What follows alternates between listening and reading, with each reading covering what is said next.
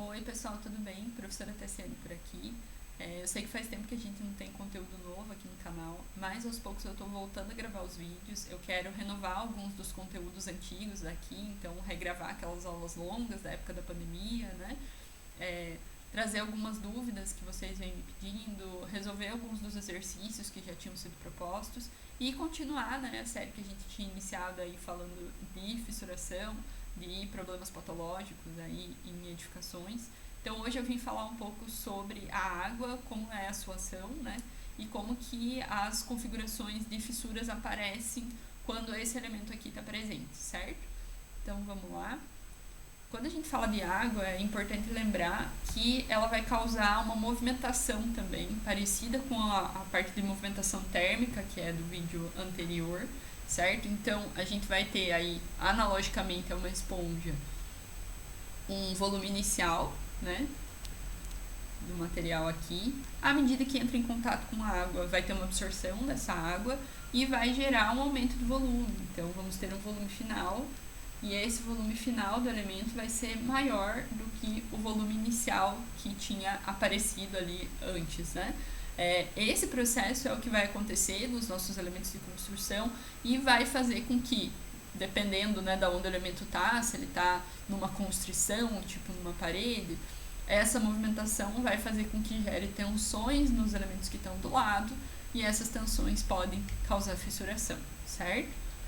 E da onde que vem a água que pode gerar esse processo? Então vai vir da própria produção dos componentes, então a gente sabe que os materiais cimentícios, né, precisam de água para se configurar em estado fresco e para gerar hidratação dos seus elementos, que depois vão virar o seu estado endurecido, então trazendo resistência, durabilidade para um concreto, por exemplo.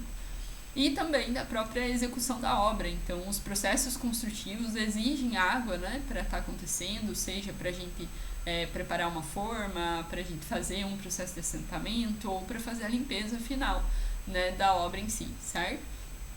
Só para a gente pensar aqui nessa situação, então nós temos aqui uma parede sendo assentada, temos um tijolo cerâmico, né, e uma argamassa de assentamento em seu estado fresco.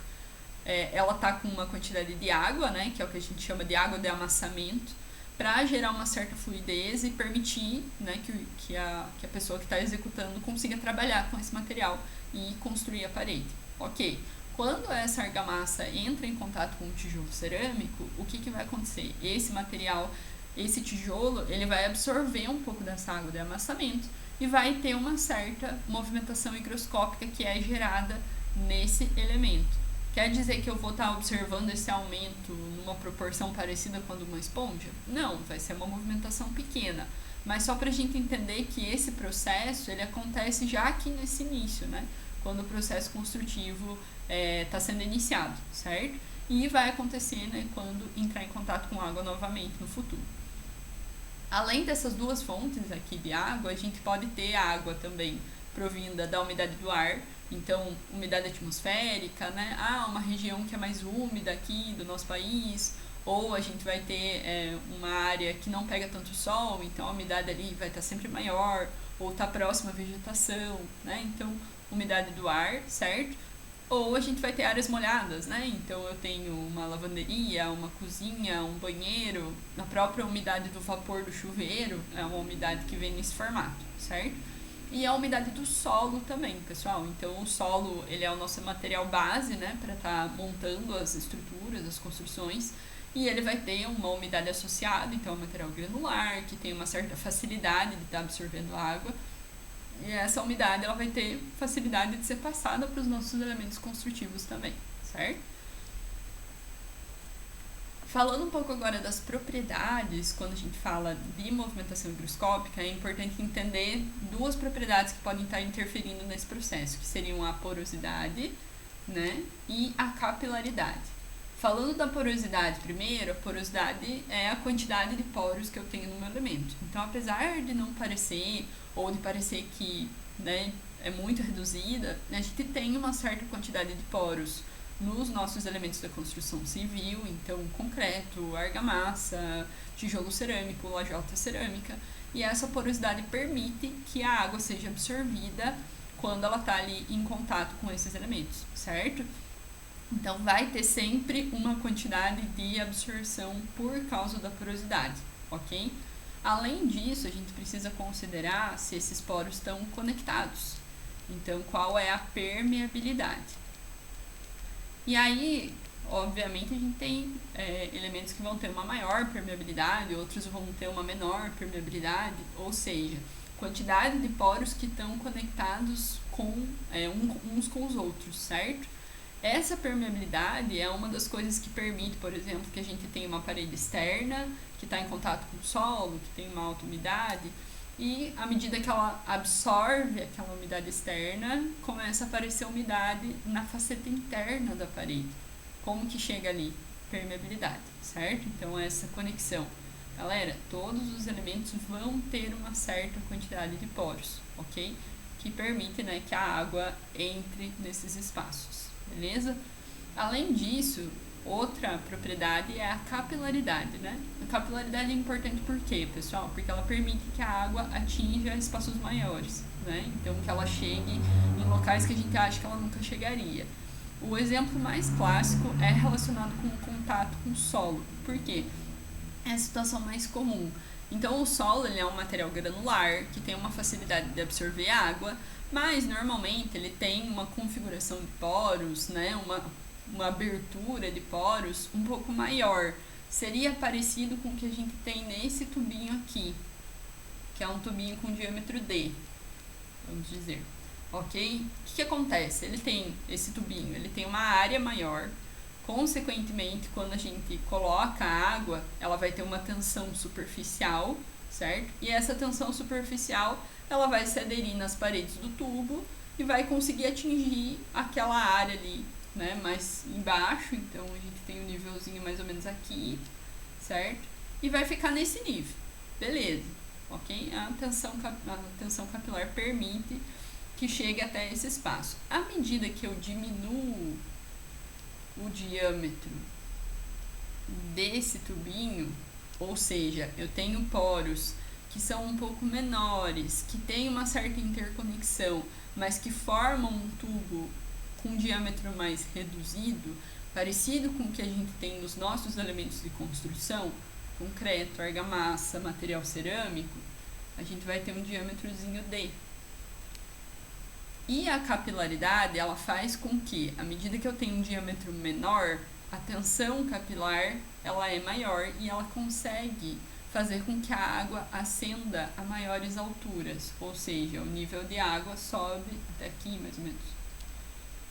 Certo? Então, vejam a diferença entre essas duas situações. Ou seja, estando em contato com um solo que tem uma determinada umidade, os nossos elementos construtivos, eles têm esse tubo capilar menor, o que faz com que eles puxem água, absorvam e com que essa água suba bastante.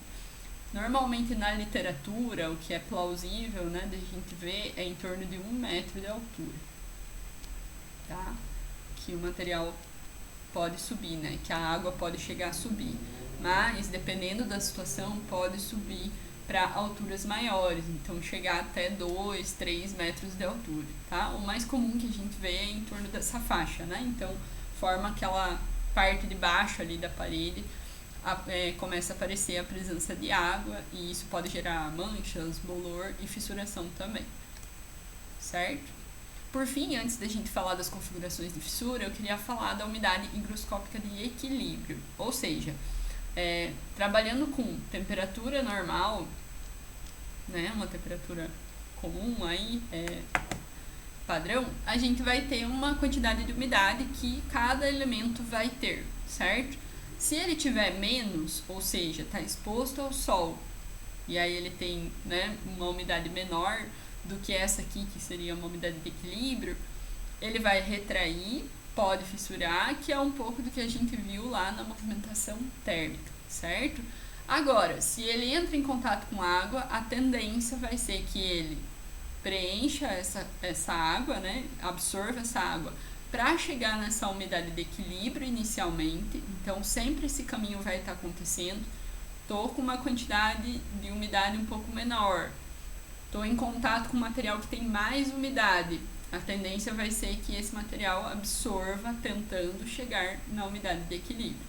Chegou na umidade de equilíbrio, teoricamente, ele vai ficar com uma certa estabilidade. Mas, né, obviamente, eu posso ter um excesso de água ali, uma saturação, né, que pode acarretar em outras ações, não necessariamente na movimentação de volume, mas, como eu falei, na formação de manchas, né, alguma outra ação ali que está relacionada com essa presença em excesso de água.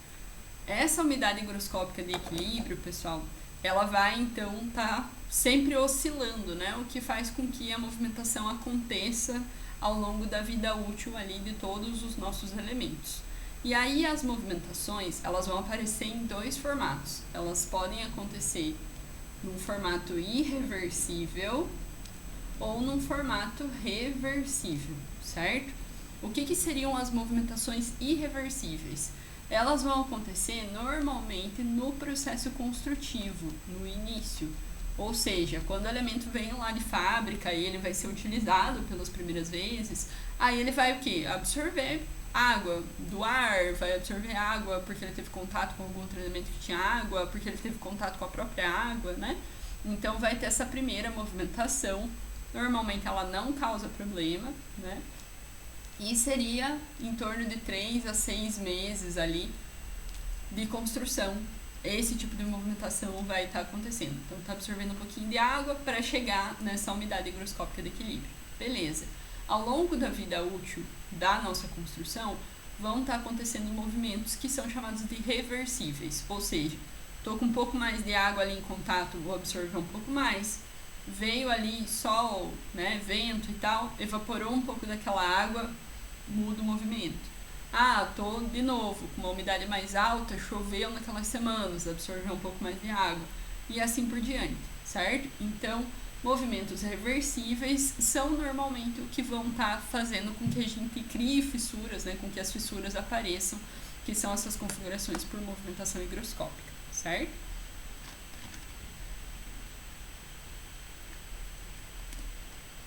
Agora sim, vamos conversar sobre algumas das configurações de fissuras mais comuns, né, quando a gente fala desse tipo de situação.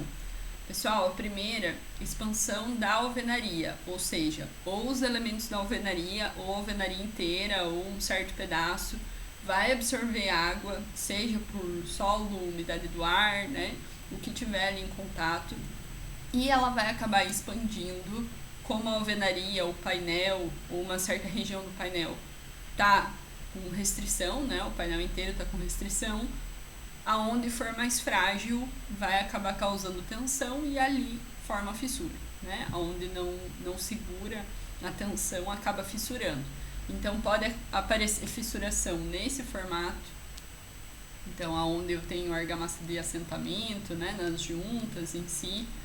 Se o meu painel inteiro consegue segurar a movimentação trabalhando de forma única, pode aparecer fissuração nos elementos de concreto, então na junção com o pilar ou no próprio pilar, né? Junção pilar com viga, aonde eu tenho uma fragilidade, uma descontinuidade dos elementos. Galera, isso aqui é muito parecido com o que acontece na movimentação térmica, que a gente já conversou. E pode estar acontecendo ao mesmo tempo, então de forma associada. Uma coisa que vocês vão perceber ao longo desses vídeos é que as fissuras elas podem estar acontecendo em conjunto, então é muito difícil da gente falar, não, isso aqui é só movimentação térmica, ou isso é só movimentação higroscópica. Pode estar acontecendo em conjunto, certo? E é importante que a gente avalie o todo da coisa, né? E considere as diferentes situações, né? Não é errado que a gente traga diferentes causas para uma mesma situação. Na verdade, é uma visão bem realista da coisa, porque provavelmente elas estão trabalhando em conjunto, certo? Outra situação, pessoal, fissuração que acontece no encontro entre paredes. Então, lembrando que a água, ela entra aonde eu tenho maior porosidade, ela vai entrar onde eu tenho um espaço com maior facilidade, certo? Então, situações onde eu tenho uma certa descontinuidade, né? Então, aqui a gente consegue ver uma certa descontinuidade, aqui a gente tem, né, uma janela, então também tem uma descontinuidade de painel em si, eu vou ter uma região de junta. Essas regiões elas são mais frágeis para a entrada de água. e, consequentemente, para causar essa expansão que gera fissuração. Se vocês forem perceber, é muito comum que as fissuras que estejam relacionadas com a presença de água venham associadas com manchas. Então, tem uma mancha de bolor, tem a presença de uma inflorescência, né? Tem alguma relação química que a água acaba proporcionando. Então, quando a gente fala do bolor, ela gera uma região que é interessante, que é, né, uma região boa para proliferação de fungos, que acabam trazendo essa coloração escura e gerando a mancha de bolor ou de mofo, né? E quando a gente fala de eflorescência, a gente tem uma relação química da água com a cal, né? Então ela acaba gerando mais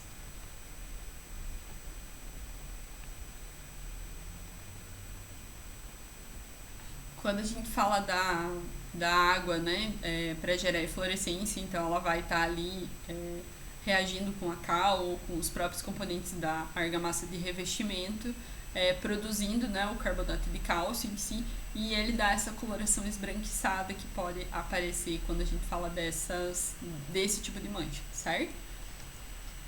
Aí, pessoal, outro tipo de configuração que pode aparecer relacionado com água é o destacamento de argamassa, né, ou o destacamento da pintura junto com a argamassa, ou até ainda soltar algum elemento de revestimento, tipo uma placa cerâmica, certo?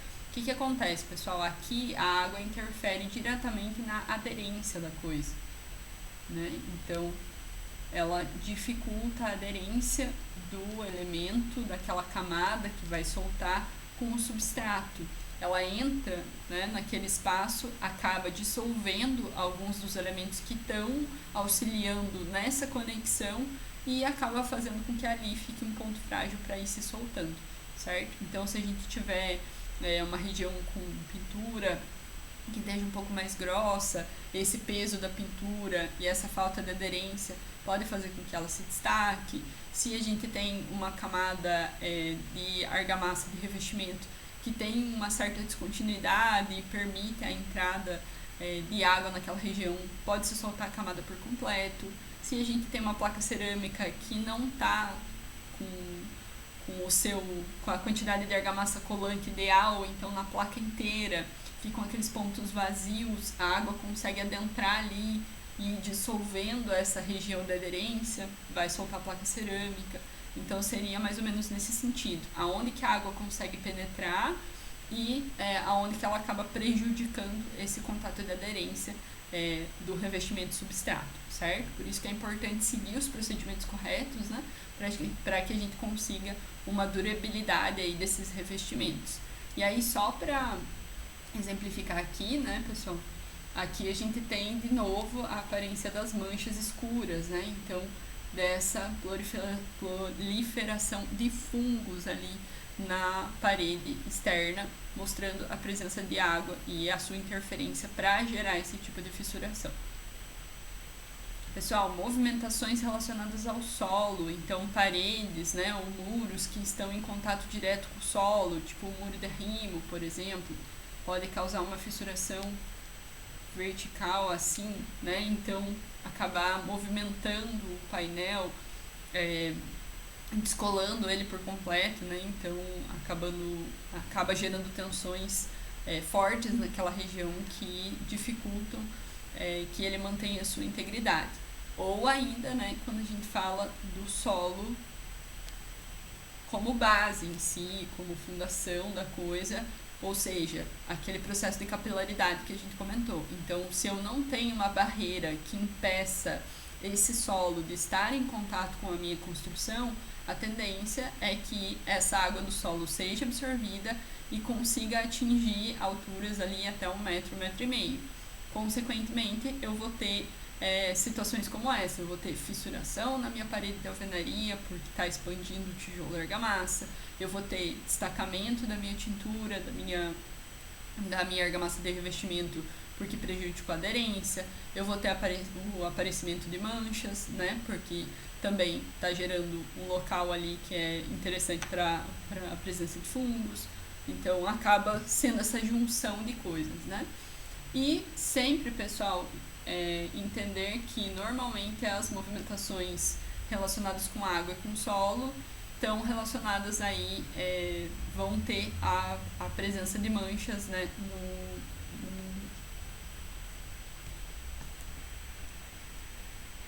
E quando a gente fala de muros, pessoal, então é muito comum nos muros que apareça a presença das eflorescências, que são essas manchas esbranquiçadas, né? Então, nos muros, nas partes externas, é muito comum que apareça a eflorescência por causa da interação com o gás carbônico, né? Para conseguir gerar, então, o carbonato de cálcio, a quantidade maior de gás carbônico acaba proporcionando uma facilidade nesse processo, o que faz com que manchas brancas como essas daqui sejam mais comuns. Então, sempre está observando a associação das manchas, né, quando a gente fala da movimentação por água, certo?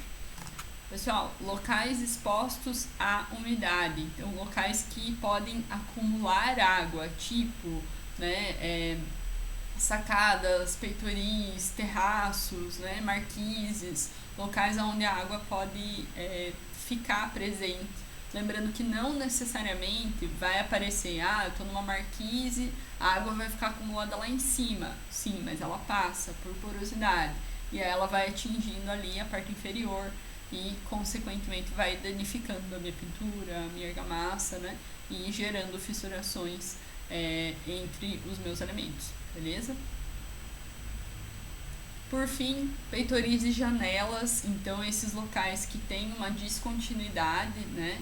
Então a gente tem uma parede de alvenaria, que ela era completamente fechada, era um painel, a gente acaba abrindo para colocar uma janela, para, né, montar essa esquadria em si.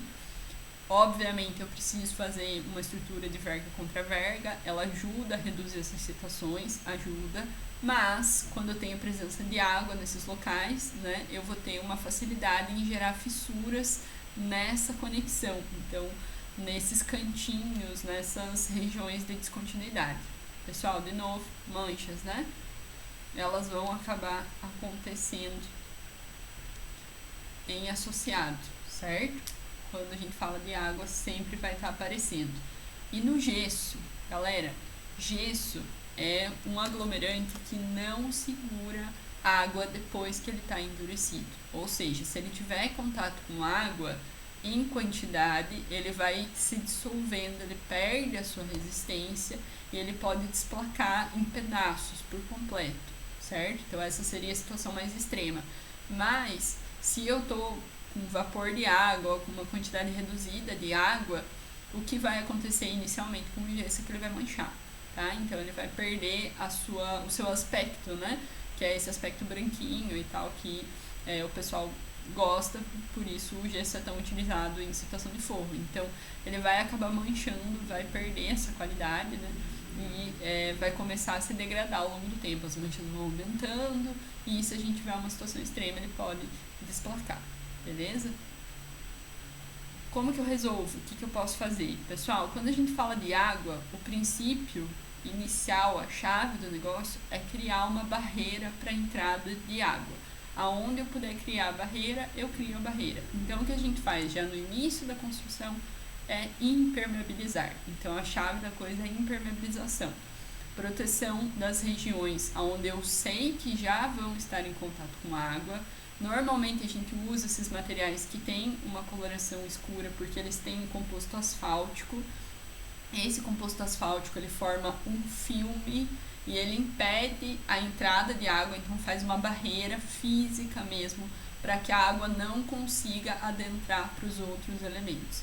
Aí vem a importância de impermeabilização de viga baldrame, de fundação, de paredes que vão estar em contato com o solo, de piscinas, de terraços, né?